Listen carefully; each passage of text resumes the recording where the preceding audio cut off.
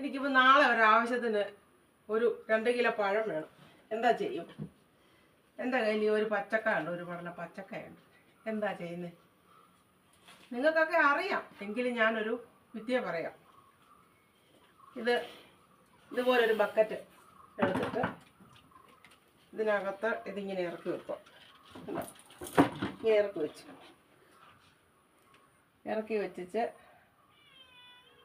നമ്മളൊരു സാമ്പ്രാണി കത്തിക്കുക. ഇച്ചിരി മതി, ഒരു ശകലം മതി, ഒത്തിരി ഒന്നും വേണ്ട, വലുതും വേണ്ട. നമ്മൾ കൊതുക് തിരി ആവണേലും എന്തായാലും മതി. ഇങ്ങനെ പുകയുന്നൊരു സാധനം മതി. അത് ശകലം ഇങ്ങോട്ടൊന്ന് കുത്തി വെക്കും. വാഴക്കായ കുത്തി വെക്കണ്ട കേട്ടോ, അതെ കുത്തി വെക്കും. എന്നിട്ട് ഇതിൻ്റെ അടപ്പ് വെച്ച് നമ്മൾ അടയ്ക്കുക. എനിക്ക് നാളെ രാവിലെ അല്ലെങ്കിൽ നാളെ ഉച്ച കഴിഞ്ഞ് പഴം ആവശ്യമാണ്. അപ്പോൾ റെഡിയാവും. ഇതുപോലെ നമുക്ക് മാങ്ങ പഴുപ്പിക്കാം, പപ്പായ പഴുപ്പിക്കാം, പിന്നെ ചക്ക പഴുപ്പിച്ചെടുക്കാം.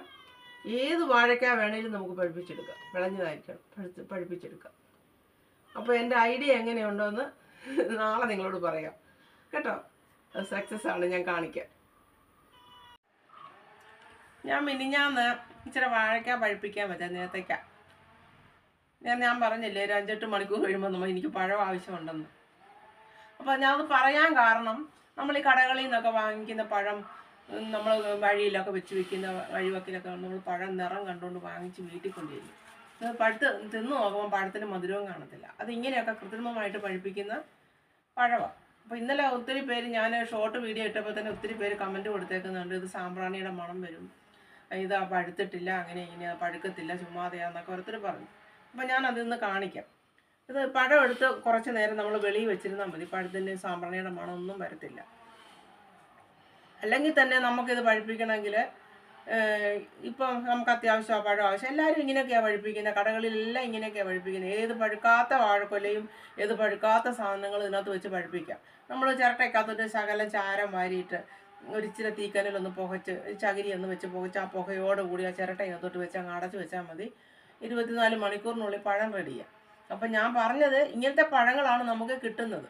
നമ്മൾ വാഴക്കൊല വെട്ടി വിളഞ്ഞ് വെച്ച് പഴുപ്പിച്ച് തിന്നുന്നത് പോലല്ല നമ്മുടെ പഴങ്ങൾക്കൊന്നും ഇപ്പോൾ രുചിയില്ല. അത് ഇങ്ങനെയാണ് കിട്ടുന്നതെന്നാണ് ഞാൻ പറഞ്ഞതിൻ്റെ സാരം. അപ്പം ഞാനത് 24 മണിക്കൂറായി കഴിഞ്ഞു. ഞാനതൊന്ന് എടുത്ത് കാണിക്കാം എങ്ങനെയായത്. നിങ്ങളെല്ലാം പറഞ്ഞില്ലേ പഴുക്കത്തില്ലെന്ന്. അപ്പോൾ അതൊന്ന് കാണിക്കാം. ഇതുണ്ടോ? ആഹാ, ഈ പരുവായി, ഇത്രയായി ഉണ്ടോ? ഇതേ. അപ്പോൾ ഇതിനകത്ത് വെച്ച സാമ്പ്രാണി അത് തീർന്നിട്ടില്ല, ഒരു മണവും ഇല്ല. അതെ, ഇതിനകത്ത് പകുതി സാമ്പ്രാണി വെച്ച്, അത് കത്തിയിട്ട് പോലും ഇല്ല കേട്ടോ. ശകലവേ കത്തിയിട്ടുള്ളൂ. പക്ഷേ സാമ്പ്രാണി ഇത്രയാണ് ഞാൻ വെച്ചിരുന്നത്. അത് വെച്ചിരുന്നത് കത്തി അത്രയേ ഉള്ളൂ, അതങ്ങ് കെട്ടും പോയി. പഴം നമുക്കിത് ഇത്രയായി കിട്ടി കണ്ടോ.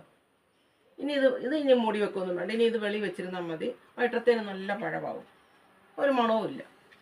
അതായത് ഞാൻ പറഞ്ഞത്, ഈ വാഴക്കായ കുത്തി വെക്കില്ല സാമ്പ്രാണി, ഇതല്ലേ വെക്കാവുള്ളൂ. എങ്ങനെ കൃത്രിമമാണെങ്കിൽ ഇങ്ങനെ കൃത്രിമമാക്കി തിന്നണമെന്നല്ല ഞാൻ പറഞ്ഞത്, ഇങ്ങനെയും ചെയ്യാൻ പറ്റും എന്നാണ് ഞാൻ വീഡിയോ ഇട്ടത്. ഞാൻ മറ്റൊരു വീഡിയോ ആയിട്ട് വരാം.